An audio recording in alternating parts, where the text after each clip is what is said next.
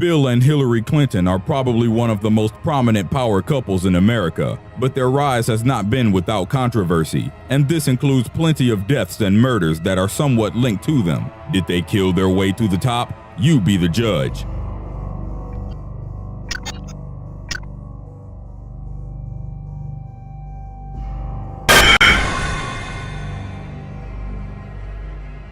Number 10. Linda Thompson, 2009.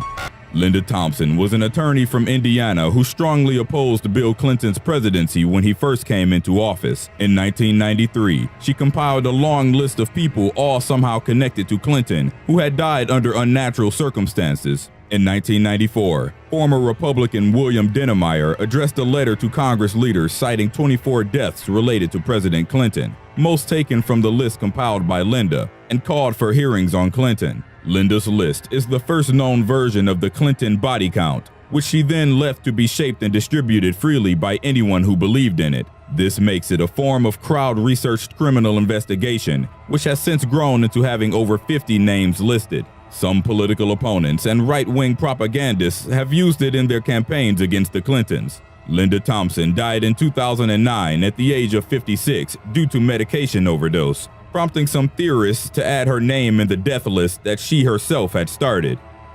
Number 9. Vince Foster, 1993.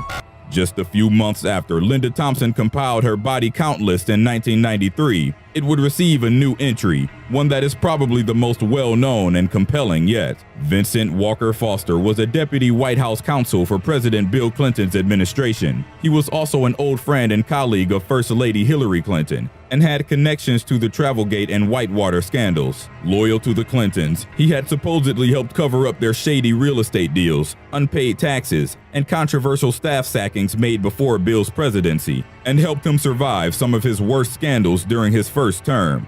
On July 20th, 1993, Vince was found dead in a federal park in Virginia with a gun in hand and a gunshot wound in the neck. He was 48 years old. A torn letter of resignation was found in his briefcase, and it was revealed that he had been struggling with clinical depression. Official reports from an autopsy determined that he was shot in the mouth. The case became the subject of much speculation, and 5 official investigations were subsequently made, with all of them reaching the same conclusion, ruling it as suicide.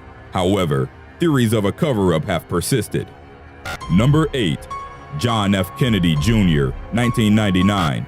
Many wonder how different American history would have been and what political roles John F. Kennedy Jr. would have assumed had he not followed his father's and uncle's footsteps in dying tragically at a young age. As the only surviving son of President John F. Kennedy, Kennedy Jr. grew up under the media spotlight, quickly achieving fame as a political celebrity, blessed with his late father's brains and good looks.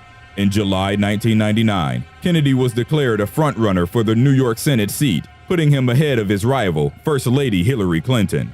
But days later, Kennedy and his family would tragically die when their private plane crashed into the Atlantic Ocean. This resulted in Hillary Clinton being elected Senator of New York, the first real stepping stone which launched her political career. The circumstances surrounding the plane crash continue to raise questions of whether it was the result of foul play or simply a fulfillment of the Kennedy family curse. Number 7. James McDougal, 1998. James McDougal was a native of Arkansas who, together with his wife Susan, had been financial partners of the Clintons in their controversial Whitewater real estate ventures in the 80s. McDougal was convicted of fraud in 1984 and had Hillary Clinton's law firm defend him. McDougal, on his part, held a fundraiser that raised enough money to pay off Bill Clinton's campaign debts. In 1997, prosecutors were finally able to convict McDougal of multiple felony and conspiracy charges. On March 8, 1998, he suffered a cardiac arrest and died at the age of 57, while in solitary confinement in a federal prison in Texas. Prior to his untimely demise, he was already scheduled to provide a witness testimony to a case that the Clintons were involved in, which possibly would have led to their implication had he not died. Number 6. Gareth Williams, 2010. Gareth Williams' death in August 2010 seemed like something straight out of a James Bond movie. The Welsh man was a math genius who graduated with a first-class degree at a young age of 17, went on to earn a PhD, and subsequently got employed by the M16, working as a spy on both sides of the Atlantic. In August 2016, his decomposing body was found, naked, padlocked into a red North Face sports bag in the bathtub of a security service safe house in London. No fingerprints, palm prints, footprints, or even traces of Gareth's DNA were found at the scene. And surprisingly, the key to the padlock was found inside the bag, beneath his body. What is even more absurd is that the case was declared a suicide by Scotland Yard, leading to public uproar to an obvious attempt of a cover-up. What possible connection did Gareth have with the Clintons? The same month of his death, he had hacked into confidential data regarding Bill Clinton, purportedly to give to a friend who worked in the media. The move angered his bosses deeply, and God knows what information he had obtained in that breach. Number 5. John Ash, 2016. John Ash was the first in 5 Clinton-related deaths within 6 weeks in mid-2016, which will all be mentioned here. The former United Nations official died on June 22, 2016, while lifting weights. Initially, it was reported by the United Nations that he passed away from a heart attack, but then local police came out and said that he died from a crushed windpipe. They said a barbell fell onto his throat, an accident he did to himself while working out at the gym. Interestingly, the incident mirrored the plotline of an episode of the popular TV series Columbo in the 70s, where the murderers drop a barbell on a guy. Also, it just so happens that Ash was set to testify in a huge bribery scandal that would have led right back to the Clintons and the DNC. Apparently, Ash and a Chinese businessman named NG Lapsang were accused of smuggling $4.5 million into the United States and lying about what it was going to be for. Back in 1996, Singh was implicated but not charged for illegally funneling hundreds of thousands of dollars to Bill Clinton's campaign for his second term, all done through a restaurant in Arkansas. Turned out the Chinese businessman was favored with more than 10 visits to the White House, including an elevator ride with Hillary Clinton. The media dubbed it the Chinagate scandal. The trial might have been embarrassing for the Clintons had John Ash lived to testify. Number 4. Seth Rich, 2016. Seth Conrad Rich was a 27-year-old staffer of the Democratic National Committee. He had written some voter sign-up apps to help people find their voting precincts, and from what has been said about him, he may have had direct access to the entire nation's database of voters, and quite possibly have had first-hand knowledge of voter fraud. Seth was shot several times in the back at 4:19 in the morning on July 10, 2016, 2 weeks ahead of the Democratic National Committee. Some suggested it was a botched robbery, but neither his wallet, watch, or cell phone was taken, and his body was covered in bruises. Police admitted they had no idea what the motive for murder was, as if he was just randomly gunned down in the streets of Washington, D.C. Julian Assange, founder of WikiLeaks, strongly hinted in an interview that Seth could have been the staffer who leaked them the information surrounding the dump of 20,000 DNC emails, which proved the party was rigging the primaries to favor Hillary Clinton, and showed the corruption of its chairwoman Debbie Wasserman Schultz. A $25,000 reward has been offered for information on the murder. Number 3. Joe Montano, 2016.